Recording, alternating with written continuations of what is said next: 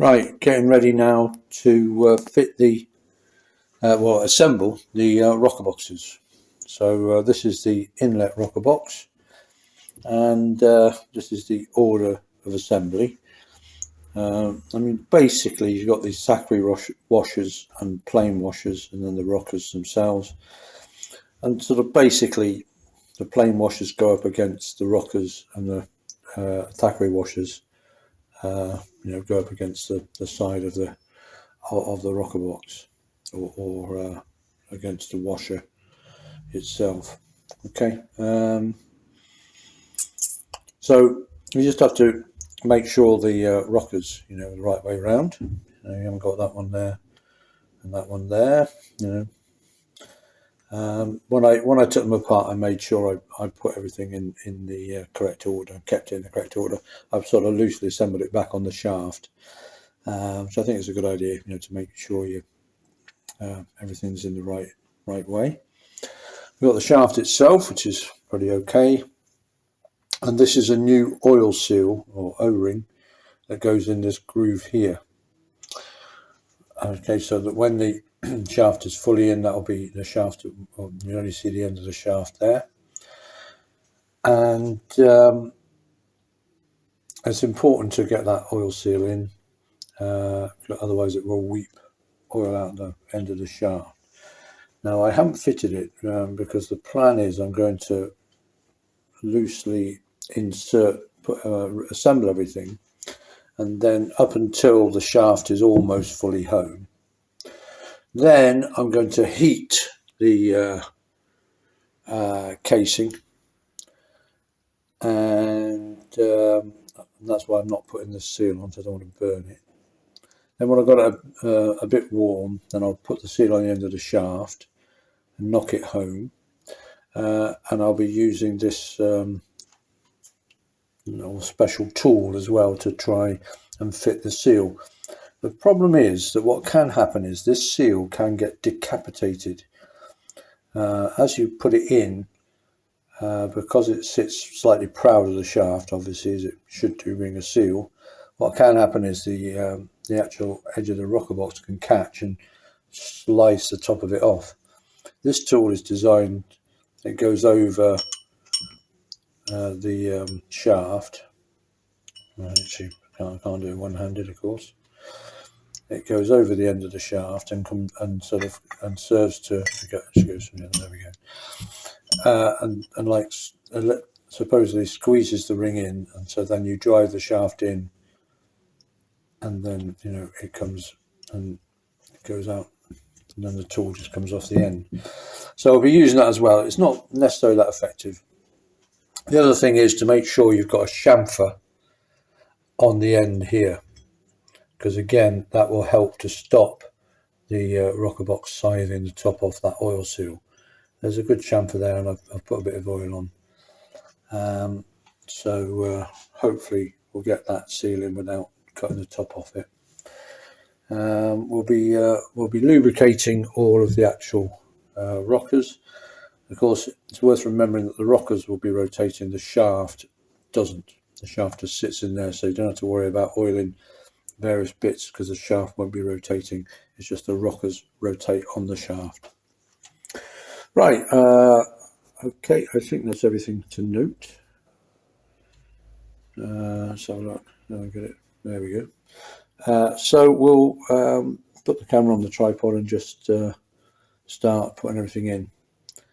The main thing is these Thackeray washers are a bit of a pain because they're it's like a sort of key ring thing, and what happens is they sometimes sort of catch up on the plain rings and all get caught up a bit, so you just have to watch for that. But apart from that, it's pretty straightforward. Okay, the rocker shaft is just about in.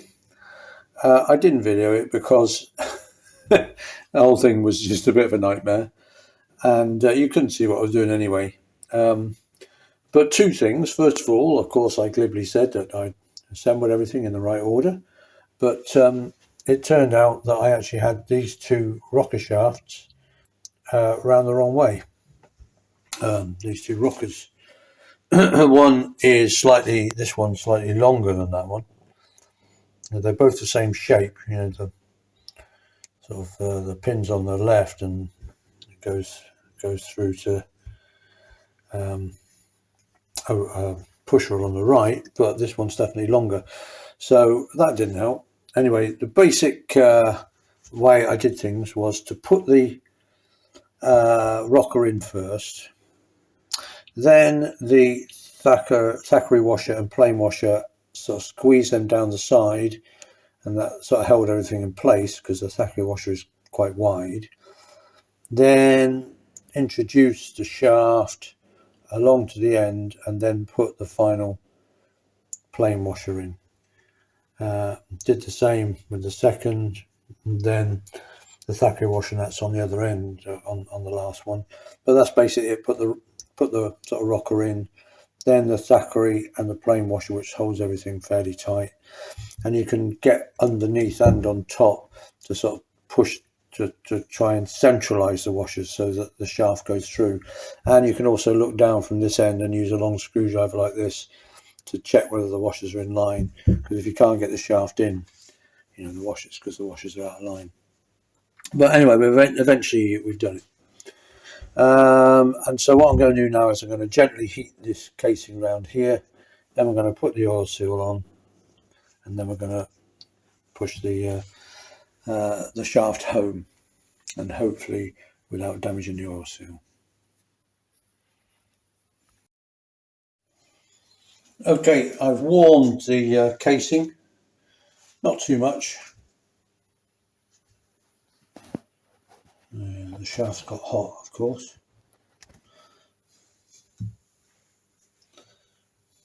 There we go. That's in place.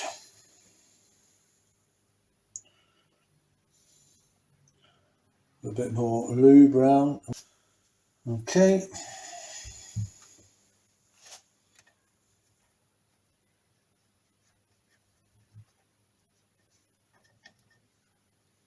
There we go. The tool's in position. That's supposed to crush the squeeze the seal.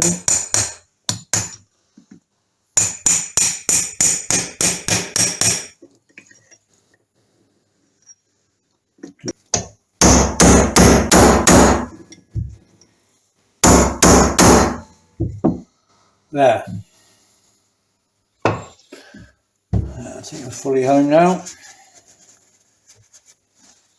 And it looks like the oil seal is still intact. And we've got some working rockers. So we can say that's all a bit of a success.